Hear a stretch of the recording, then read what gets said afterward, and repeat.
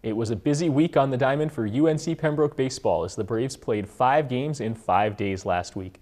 It started with an offensive explosion against Chowan as the Braves scored a season-high 20 runs, then followed it up with 11 in the second game to sweep a brief series against the Hawks. Then the Braves hit the road and took 2 out of 3 from Young Harris in Peach Belt Conference play. We'll hear more about that later in the show. UNCP softball suffered a pair of close losses to Limestone last week before breaking through with a pair of wins at Winston-Salem State to snap a losing streak. Like the baseball team, UNCP softball is at home this weekend. Track and field competed at 2 different meets, highlighted by a new school record being established in the 4x1500 meter relay at the Raleigh Relays.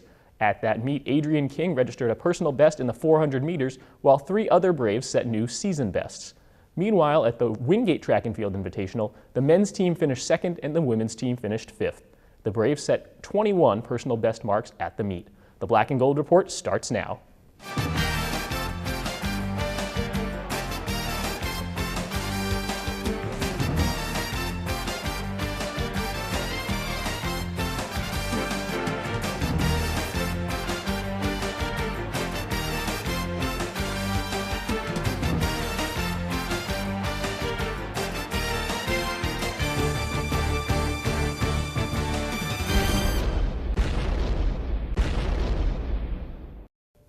Welcome to another episode of the Black and Gold Report presented by Pepsi, a show all about UNC Pembroke athletics. I'm Cameron Songer, and this week we talk to UNCP Assistant Athletic Director for Athletic Performance, Joey Hannant.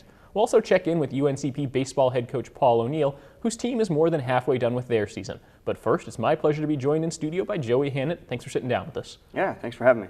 It's been quite a while since we've had you on the show. And your office has undergone some renovations. Talk about the transition your department made in going from strength and conditioning to athletic performance and some of the things that came with that change. Yeah, we sat down as a staff, talked with our athletic director, Dick Christie, and we decided that the name strength and conditioning really doesn't encompass everything that we do. If you just think about strength and conditioning, there's a whole lot more that goes on with our staff and our athletes. We talk to the kids about nutrition. How are you recovering between workouts, between games? How are your classes going? Are you working on flexibility, mobility, stuff like that? So we wanted our kids, and when we talk to recruits and parents, we're not just here to lift weights and get strong. We're not just running to work on conditioning. There's a whole lot more to your sport and what we can offer the student athletes. So we wanted to present that. So we changed the name from strength and conditioning to athletic performance. Now let's hit a little bit more on nutrition. You talked about it briefly. Mm-hmm. What is your philosophy on nutrition and nutrition counseling? It obviously plays a pretty big role in an athlete's life. Yeah, absolutely. There's a great saying out there, you can't out-train a bad diet. So no matter what you do, I don't care if you come in and you train for 2, 3, 4 hours. If you're going out on the weekend and you're eating an entire pizza, or you skip breakfast and then you try to just gorge yourself at a fast food restaurant or something like that to try to make up for it. If you're not getting the good quality lean protein to rebuild the muscle, if you're not getting complex carbohydrates, you're not getting the vitamins and minerals and stuff that you need, you'll never be able to recover from each workout. Each workout builds on the next one. Ultimately, the goal, whether it's the end of the month, the end of the season, the end of 3 or 4 years, it's for you to progress as an athlete, not only in the weight room but on the field. And for you to do that, you have to put the nutrients into your body. We always tell our kids that you can't drive a car with no gas, right? So how do you expect to work out if you're not going to put the right nutrients and the right fuel into your body? So we really hit hard on that, and no matter what you do, you got to recover from that. So very, very important. On that same thread, last year you were able to work with Sodexo and bring a new addition to the dining hall. Talk about the Mindful Performance Program and its importance to the overall goals of your department, as well as to the success of UNCP's student athletes. Yeah, absolutely. Sat down with Miss Sandra Jackson. She's the general manager of Sodexo, who runs all of our cafeteria and all the other eateries on campus. Sat down with her, and they have, Sodexo, the company, has a Mindful for Performance line. And within that line, whatever they serve, it has to be a lean protein, carbohydrates, a good complex carbohydrate. It's not a white bread or white rice or something like that. It's going to have vitamins and minerals. So there's certain levels that they have to hit when they serve certain foods there. You know, she understood the importance. We obviously wanted to push that as much as possible for our athletes when they get in to the cafeteria. So what she did was, one of their windows they have in the middle there, they took our logo, Athletic Performance, and they actually pasted it right on top of that. So that's where they serve all of that food. So for us, it was very, you know, very beneficial. So we could tell our kids, rather than say, well, don't eat this, but eat this, just go there and look for our logo. If you find the logo, whatever's served underneath there, eat as much as you want, because all of that is good quality food. So, you know, thank you, Miss Sandra. Very, very happy to have that going. It's very beneficial. You know, it's not even for not just for our athletes, but you know, if you wanted to go in there and pay to eat the food, anybody can get the food. So, you know, we're very, very fortunate to have that going for us. You're now in your 7th season with UNCP in the athletics department, with previous stops at both the Citadel and College of Charleston. Let's go back to your beginnings a little bit and find out why you decided to pursue a career in strength and conditioning. Yeah, absolutely. I actually went to undergrad at Western Illinois, and my first semester, I think it was maybe my first year, I was athletic training. So I knew that I wanted to be involved in athletics, but once I kind of figured out what that athletic training was, you know, I didn't really want to do all the, you know, taping ankles and rehab and stuff like that. I was more into the performance, like what can we do to enhance these motors that we got? What can we do to get them better? I got hooked up with an internship at the University of Iowa. I worked with the strength and conditioning staff for the football program, and it was there that I really, you know, you had to do an internship to graduate. And when I got there, and I saw what they did, what these guys did. You know, they go to work in shorts and t-shirts. They work with athletes. You know, you're out, you're running around, you're on the field, you're at practice. You know, when I got there and I saw that, I was like, wow, this is great. You know, this is what I want to do. I don't want to sit behind a desk, and this is it. So I went from there. Sounds good. It's time for us to take our first break on the Black and Gold Report, but don't go anywhere. We'll be right back.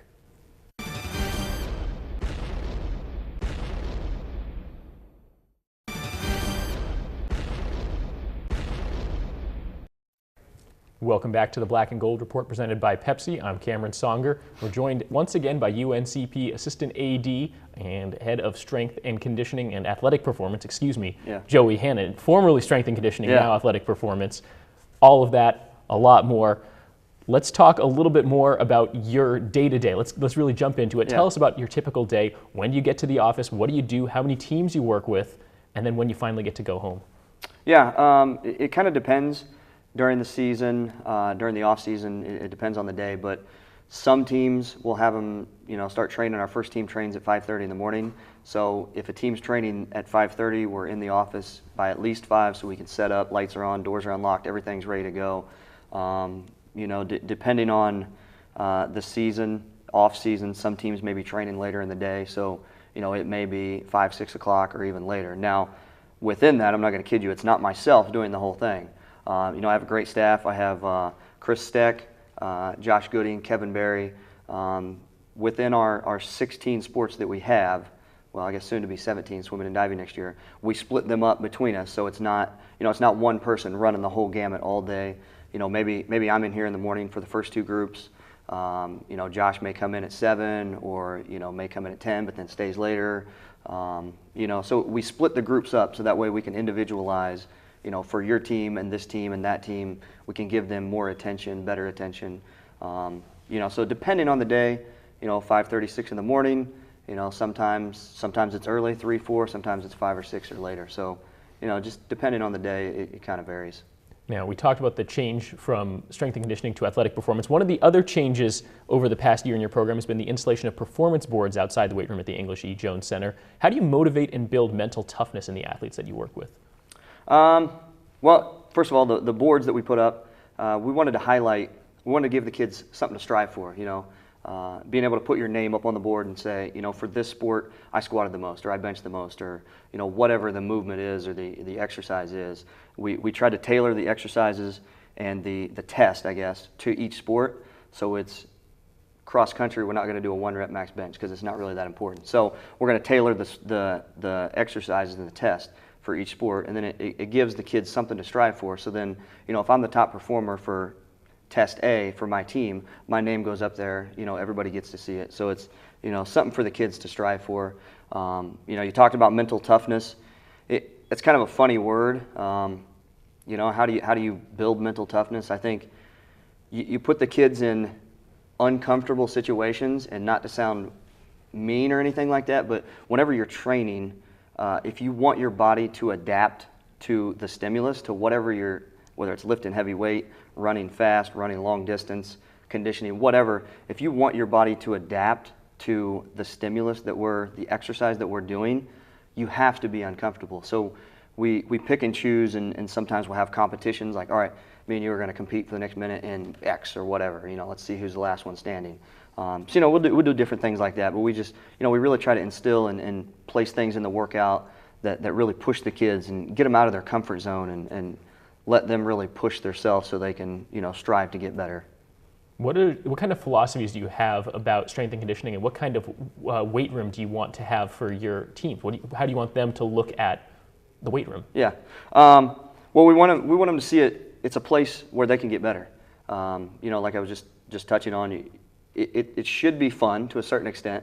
Now, a lot of times it's not going to be fun because you're going to be uncomfortable. But I want the people, I want the kids, people from the outside, anybody that comes to visit our weight room. I want it to be, inviting, that you can come in there, in between workouts, if you want to get a foam roller, stretch, do extra abs, do extra workouts, whatever. You can certainly do that. There's time, and we're always there for that. During the sessions, it's going to be intense.